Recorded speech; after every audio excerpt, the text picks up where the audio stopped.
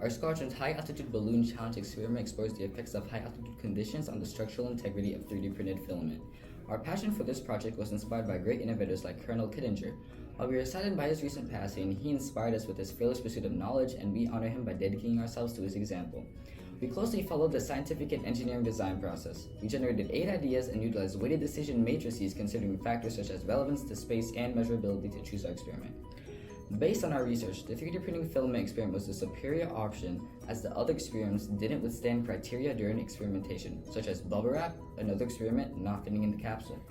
As cadets expressing interest in engineering, we learned that 3D printing has a major impact on all aspects of the field, and experimenting in this area will provide insight into these careers from aerospace engineering to medical prosthetics. Be spring. Eventually your car will get engine problems, or your AC will fail to keep you cool on the 100-degree summer day. Luckily, the retailer can send delivery trucks to your house, but Amazon can't deliver to the ISS yet. Regardless of the space mission, replacing a damaged component currently requires a rocket launch and millions of dollars, an unsustainable practice. That is why 3D printers could play such a pivotal role in the future of space missions, producing replacement parts on the spot.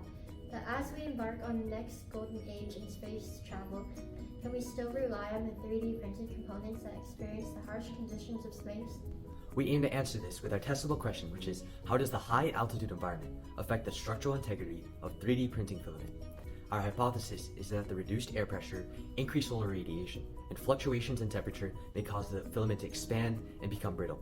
We plan to test its ability to withstand incremental tension applied in a stress test. Our materials were a 3D printer, PLA filament, and Fusion 360 software. We also designed our patch with a focus on the 3D printer experiment. With future implications in mind, we included the ISS on the patch. Apollo 13 was NASA's third moon landing. However, an explosion in the oxygen tank created a life-threatening situation that prevented the landing. Over 2 days, the crew improvised a solution using spare parts. Access to a 3D printer could have provided a part in 2 hours instead of 2 days. 3D printers offer the opportunity to create parts at a lower cost. While this technology was not available for the Apollo 13 crew, it could help future astronauts as we continue to reach for the stars.